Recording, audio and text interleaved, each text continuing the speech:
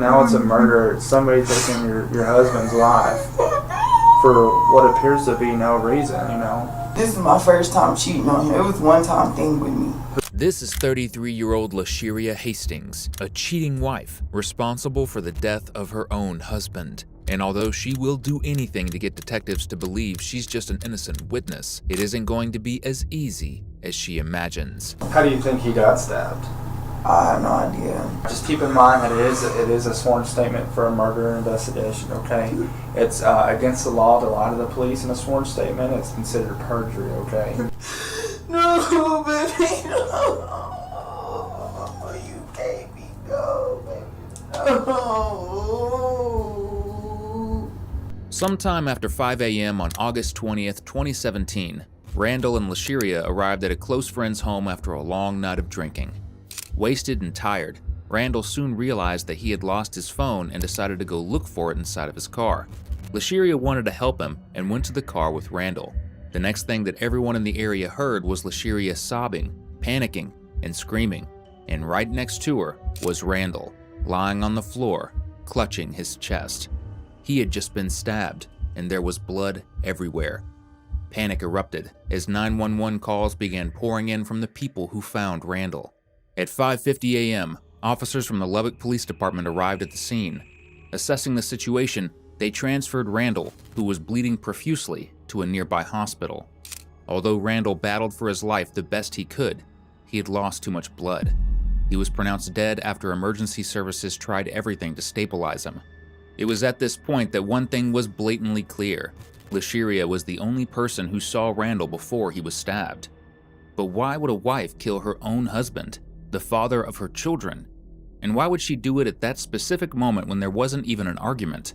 There were only 2 witnesses of the crime, and one of them was dead. So the officer took the only other witness, LaSheria, into custody as the primary suspect. They began her interview shortly after her arrest. The following footage has been provided to us by the Lubbock, Texas Police Department. I'm just gonna turn on this recorder real quick. I'm gonna go figure out, talk to him real quick. Alright? Yes. You need water or anything? No, I'm just cold. Oh, if I had a jacket or a blanket, I'll let you know.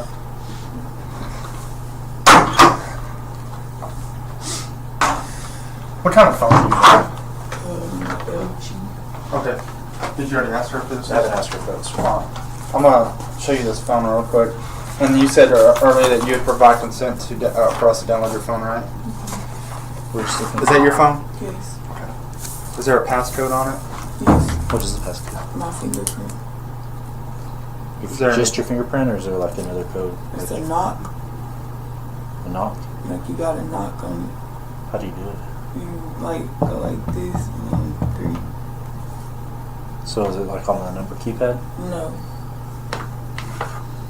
I've seen one of those before. What's your name? LaSheria Hastings. How do you spell your first name? LASH. Okay. BRRIA. Or I-E? IA. I-A. Hastings? Hastings? Yes. Okay.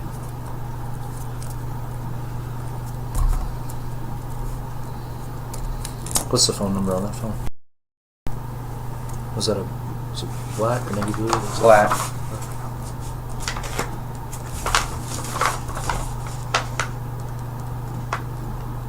Okay, we're looking for evidence related to this investigation. Okay. If you consent to us viewing the contents of your phone or downloading the contents, just need to sign right there. Hey, maybe just bypass it. Okay. I'm gonna record a statement. It's a recorded statement. Okay. It's for the investigation. Today's date is August 20, 2017. It's 8:27 a.m. In reference to case number 17-28053. Can you spell your name again for me? LASHBRRIA. Do you have a middle name? Ambria Nicole. Can you spell that for me? AMBREIA. Nicole. Nicole. And then your last name is Hastings.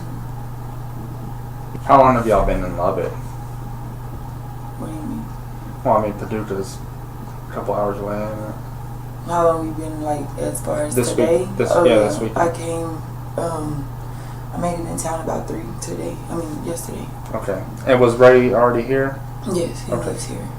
And y'all are married? Yes. Legally? Mm-hmm. Okay. What's his last name? Stewart. Okay. What's his legal first name? Randall. Okay. And does he have a mom that lives here? Mm-hmm. What's her name? Patricia Price. Do you know where she lives at?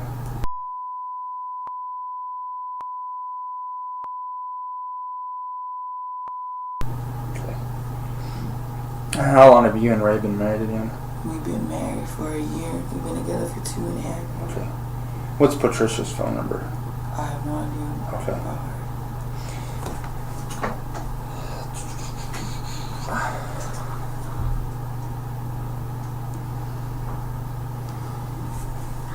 And so you got to town at 3 o'clock. Were you supposed to? Are you just coming to town because to see Ray? Mm-hmm. How long have you been? I had a baby shower to go to, but I come down here to see my husband, Okay. and then sometimes he goes down here.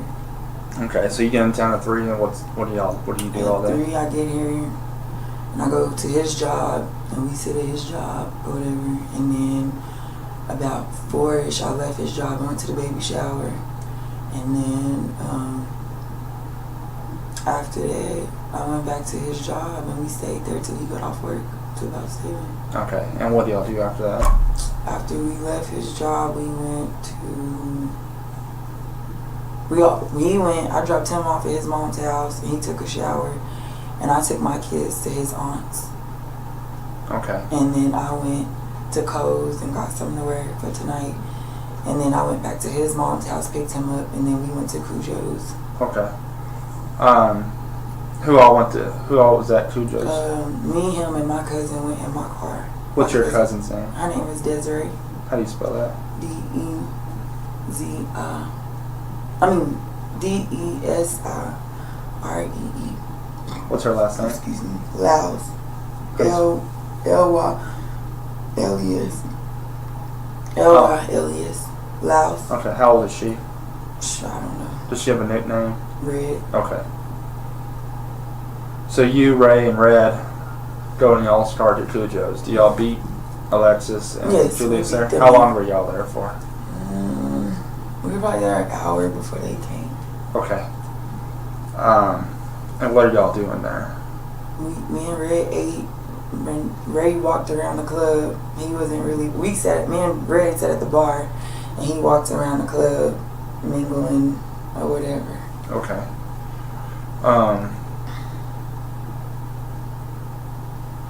And then what time do y'all leave there? We left there roughly about 1:15. Okay. And where do y'all go after that? After that, we took Red back home, and then we went to, I think we went to 7-Eleven, I'm not sure, but we ended up going to Alexis' cousin's house. Okay. Do you know where Desiree lives at? What's her address? She's staying in Stone Hollow. I don't know the address. I just want to get there. Do y'all stop at the 7-Eleven off of Parkway? Yeah, I went about a car wash. Yeah, okay. And y'all then go to Victoria's cousin's house, and what are y'all doing there? He stayed outside for the most part, and I was in the house playing beer pong with everybody else. Okay. And so it's you, Ray, Alexis, and Julius that are there that you know? Mm-hmm. Okay. And then what time do y'all leave there? I can't even tell you what time we left. We left, I want to say about 5. About 5, me and Ray had left. Okay. And at that time, y'all go back home? What? No, we were looking for a hotel to get, and we couldn't find one. So he said he had to go do something. So I took him home. I dropped him off at his house. Where does he live at? With his mom. Okay. I dropped him off with his mom, and then I told him I'll be back, and I had left, and I went to Aunt's house, And I never got out the car because Aunt never answered the phone. So, and I was texting Aunt, he never answered the phone. So then after that, Ray called me and was like he was ready, so come get him. So I was like, I'm on my way. So then I went to pick him up. Well, when I was coming up, it was a car coming out of his mom's driveway. What kind of car was that? I don't like. It was like I was probably like 3 houses down, and it was a car coming out. I don't know what kind of car it was. I just know it was coming out and it was leaving. And so then when he got in the car, his phone went to ringing, and he didn't answer it. And then it rang again, and he answered it, and it was his daughter's mom or whatever. And then he was like, I don't got time for her or whatever. And then she started texting his phone. And then we went to the gas station at 7-Eleven. And then after we left 7-Eleven, we went back to Julia's house. What 7-Eleven did y'all go on? Or Easy Mart off 50th and University. Okay. I get them confused. 50th and there's a 7-Eleven there. There's 7-Eleven? Okay, that's where we went to get gas. And you know his phone? What kind of phone does Ray have? I don't know. I think it's an LG. Okay. Do you know his passcode? Mm-mm. Okay. I have no idea what his code is. Okay. Do you know his phone number? Okay. And so he's getting these messages. Y'all stop at 7-Eleven, and then y'all go to... We go to Julia's house. Okay. We went over there to go to sleep since we couldn't find a hotel. Okay. The timeline that Lasheria gives is scattered, but it is possible to summarize. At 3 p.m. on August 19th, Lasheria arrived in town to visit her husband and attend a baby shower. By 7 p.m., she came to pick Randall up and dropped her children off at her aunt's house. Then, along with one of her cousins she met up with, the three went to a local bar where they stayed until 1:15 a.m. Lasheria dropped her cousin off and started to look for a hotel to stay the night. When the couple failed to find one, Randall asked to be dropped at his mother's house for an errand he had to run. It was hours from this point onwards, close to 5 a.m., that the two went to a 7-Eleven and settled at their friend Julius's house. This was the exact location where Randall was stabbed and then transported to a hospital. It is important to note that Randall did not die at this point in time. He was still alive, and Lasheria is not aware of the fact that her husband had been pronounced dead. And so when y'all get there, you pull up. Yeah, we Is he getting any more phone calls on the way too? I don't. Oh, well, yeah, like she was calling and texting his phone. Do you know what she's saying? No, he tried to show me, and I was like, I don't want to have nothing to do with that. Okay. Like, it's been a whole bunch of crap with her, and I was like, I don't want to have nothing to do with that. And so he was like, babe, I don't know why she calling me and all this stuff or whatever. And the only conversation I heard was she was like, if your wife is there with you, why you calling me? So I don't know if he called her first or what happened, but she was like, if your wife is there with you, I don't know why you calling me or something. And then when we pulled up to Jermaine's house, I got out the car first and I walked in. He was still outside. Like, I thought he was behind me, but he was still outside. I don't know. I guess he was looking for his phone. Because when I sat on the couch, like about 10 minutes later, that's when he comes in the house and he was like, babe, can you call my phone? Because I can't find my phone. And that's when I called him. So you walk in the house, and he's like 10 minutes later? Yeah, about 10 minutes. And then he walks in the house, and he's like, can you call my phone? Because he couldn't find it. What's going on inside the house when you walk in? Nothing. Bang and Jermaine. Bang was messing with Jermaine's hair. Jermaine was on the laptop. Okay. Messing with music. And so you start calling his phone? I didn't call his phone until he came in and said call his phone. Okay. And so he walks back outside. Mm-hmm. How long is he outside? I let the phone ring until it went to voicemail. And when he didn't answer, then I went out there to go help him look for it. But then when I get like to the door, like where their door is, I heard yelling. So I didn't know if he was on his phone arguing or what. But I heard yelling, and when I got out, like I could see him talking to somebody or whatever. And I was like, babe, he was facing this way, like he was like in front of my car, facing this way. And he was arguing with some dude. I don't know. Like, I couldn't see. I just heard two men voices. And so then the dude took off when I said babe or whatever. And it was a car that was parked at the end of the street when we pulled up. But like I said, when I walked in the house, I didn't see anybody. What kind of car was that? It was, I don't know what kind of car it was. Like, I wasn't paying attention to the cars. Like I said, it was a whole group of cars on the street or whatever. And I just went and parked because I was going to his house. Like, I wasn't paying attention to detail or anything like that. And then when I said, babe, or whatever, then the dude took off running or whatever. I don't know if he jumped in the car or not. I don't know, the car was gone. Which way did he take off running? Towards, like, the direction my car was, he went that way. Lasheria manages to muddy the waters even more by introducing a third party into her story.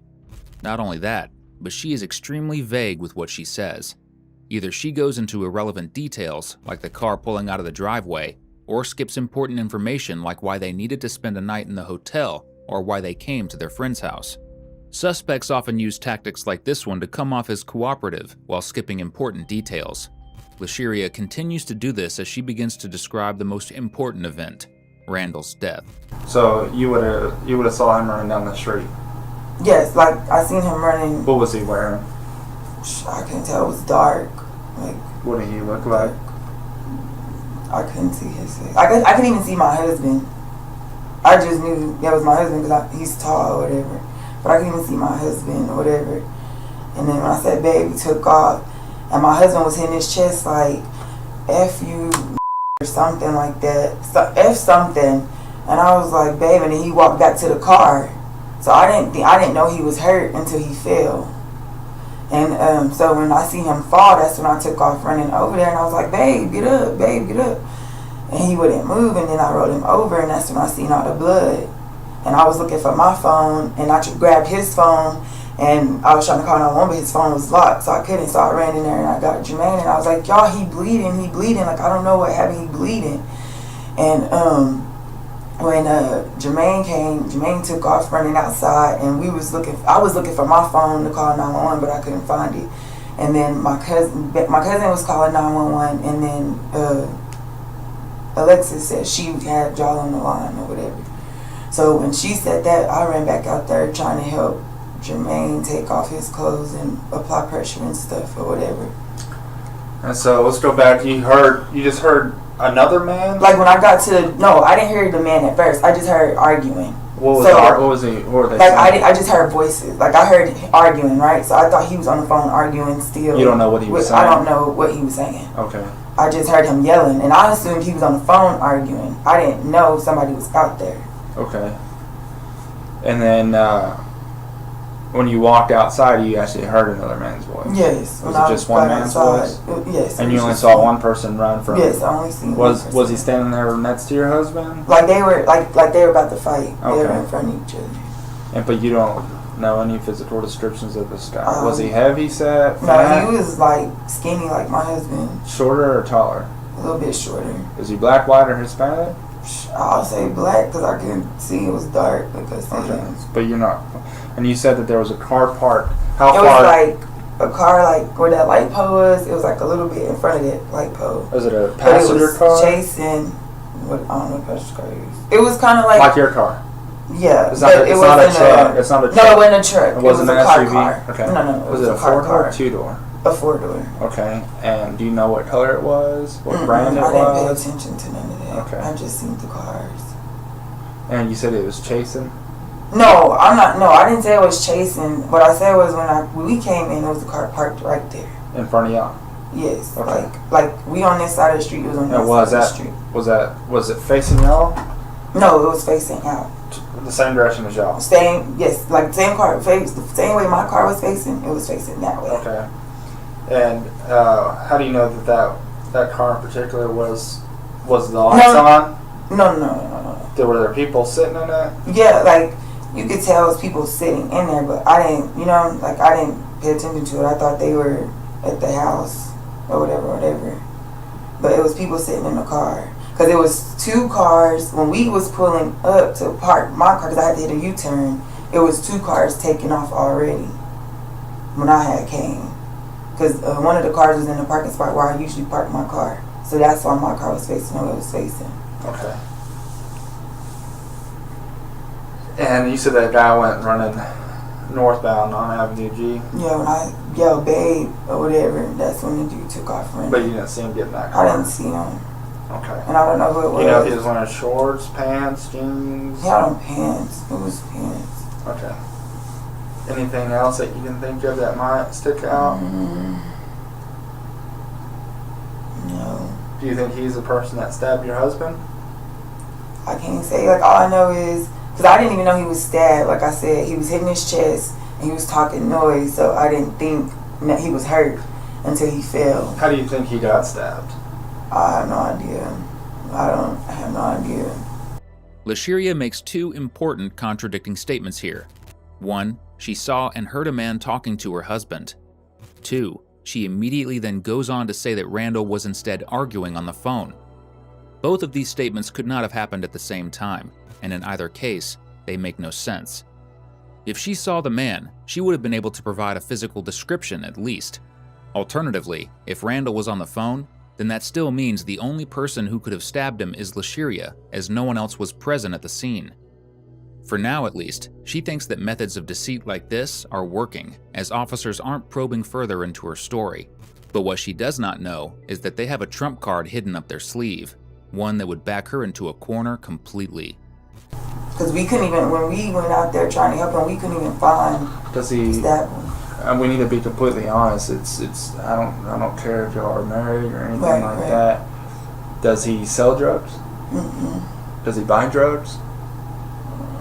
No, sir. If he does, I don't know anything about it. Does he have any bad blood with anybody that you know of?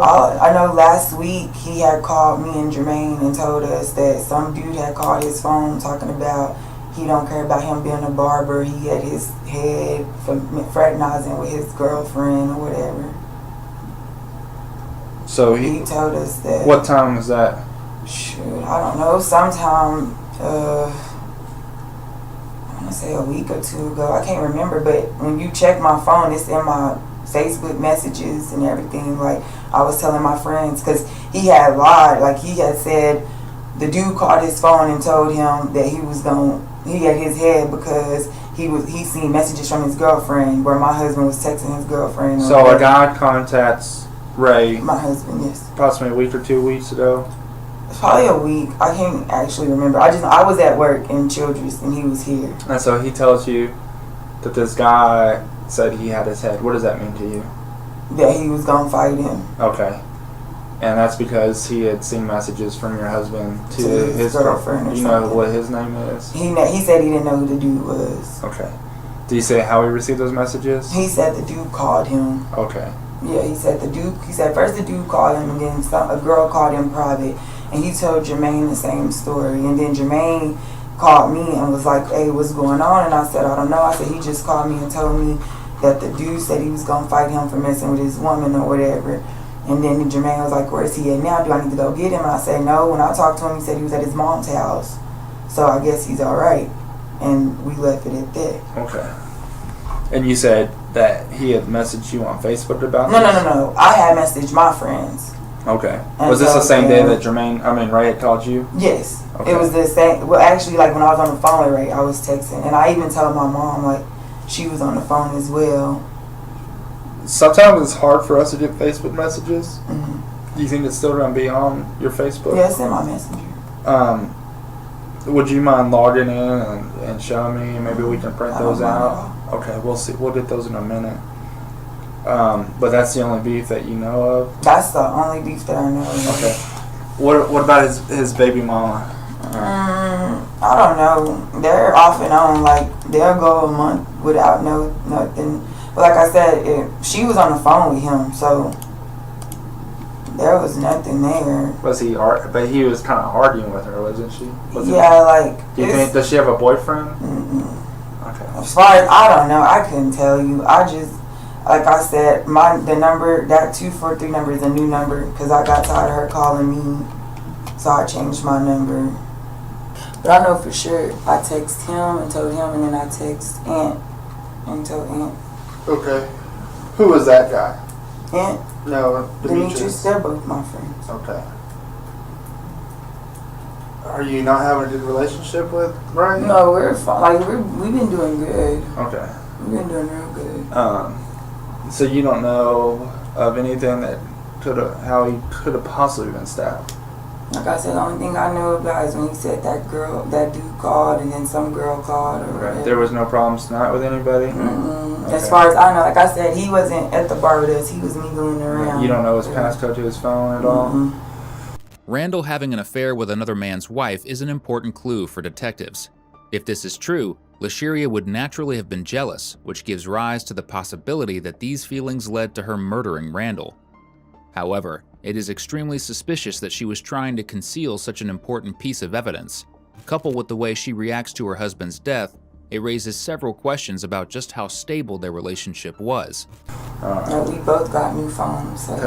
I want to express to you how important it is that we have all the information. Right.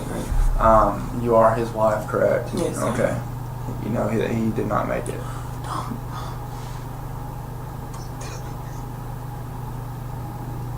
So I want you to know how important it is for us to know all the information that we can. Okay?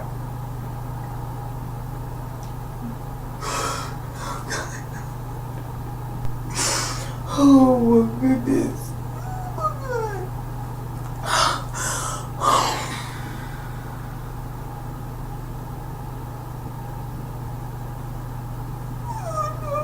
I don't know.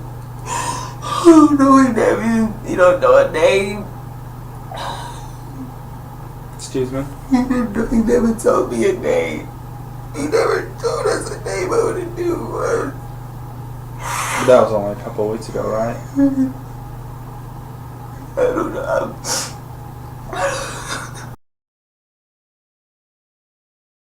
Now knowing that, can you think of anything that who would actually do something like that to him? I don't know. Like, I don't live here with him. I don't know. I've been trying to get him to move down there with me because he's been so depressed and stuff down there.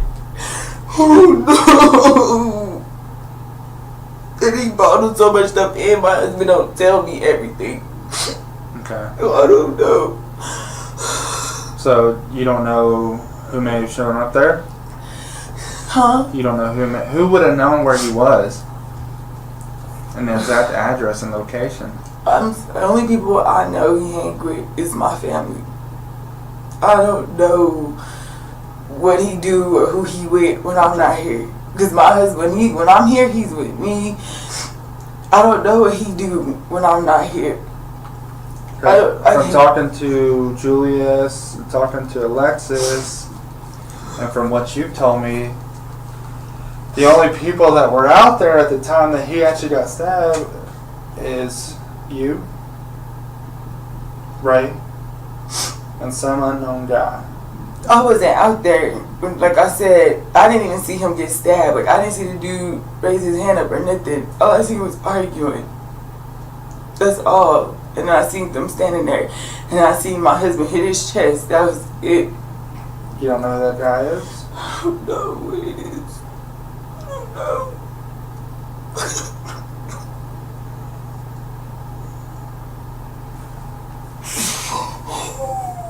And I think it's pretty important that if you do know, that you tell us. Because now it's a murder. It's somebody taking your husband's life for what appears to be no reason, you know.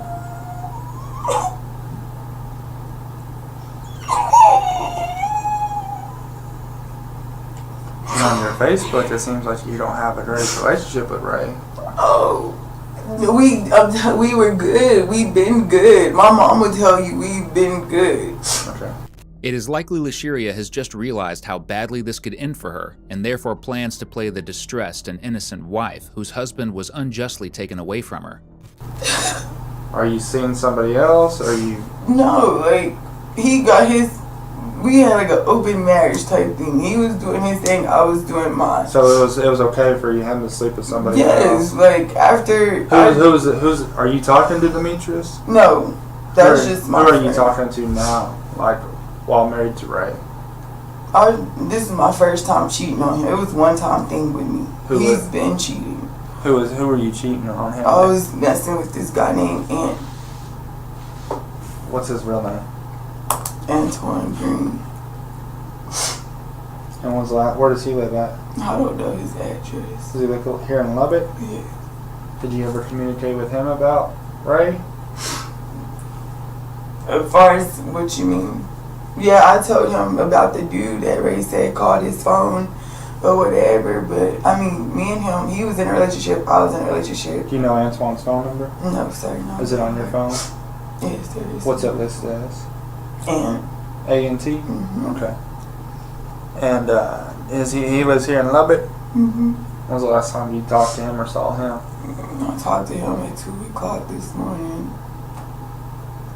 Where were you at when you called him? at Cujo's. Okay. Was he there too? Mm-hmm. Okay. What kind of car does he drive? He doesn't have a car. Okay.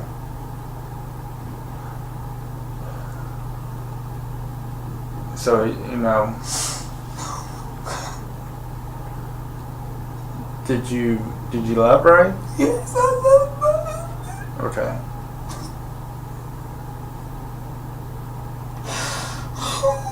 How long have you been talking with Antoine? Me and Antoine been friends for years. We just had sex one time. Okay. It wasn't nothing like. It was just one time. Well, you and Ray were open about y'all's relationship and y'all's marriage. That it was okay for him to go and sleep with these other people. It was okay for you to do your thing. And what was the median like? When you're in town, you come to see me and you're going to sleep with me? No, when I come to town, it was for my husband. Okay. Period.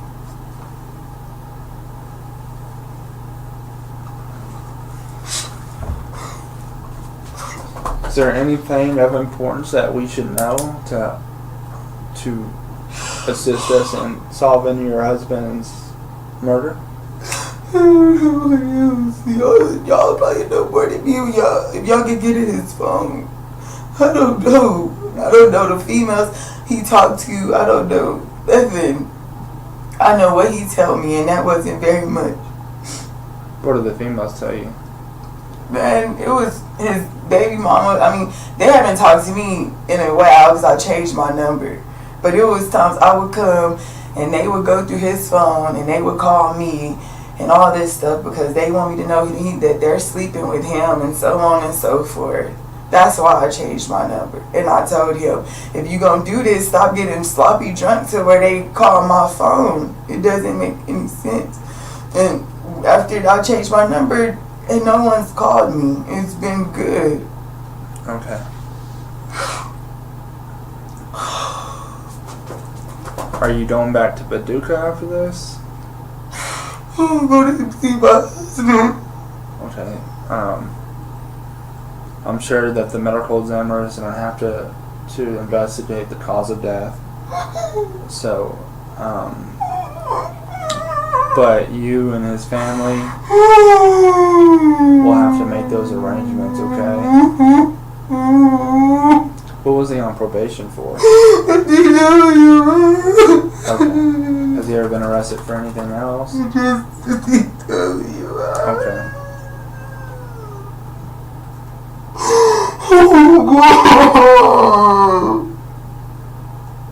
How old is Antoine? I don't know, 30.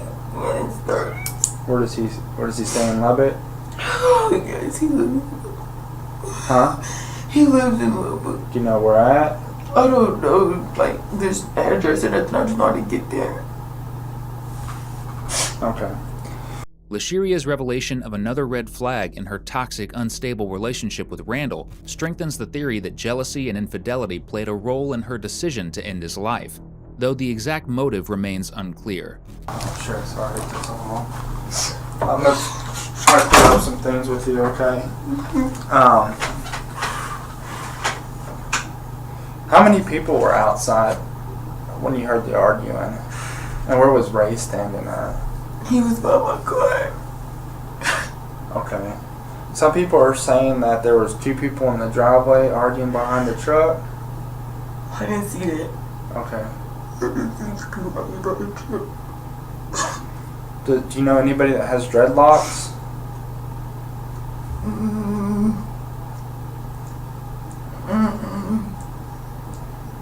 No, I don't. You know what kind of hair Antoine has? He had a fade. Okay.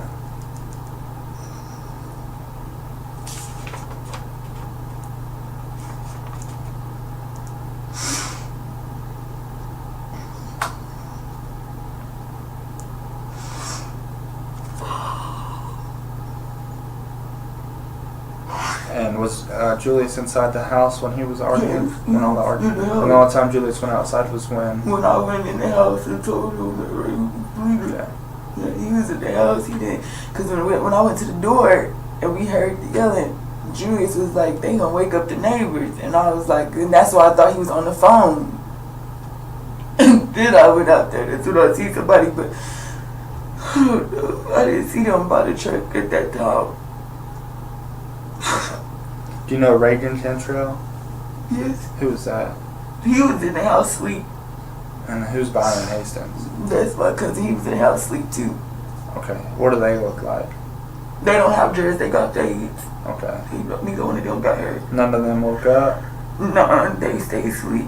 The entire time that everybody was freaking out, the ambulance was coming and all that? I stayed outside after Bane got up there. But as far as I know, when I went in the house, they were still asleep. Okay. They're gonna need you to do your little unlock code so we can download your phone. Do you want to go over there and do that real quick? Fine. Okay.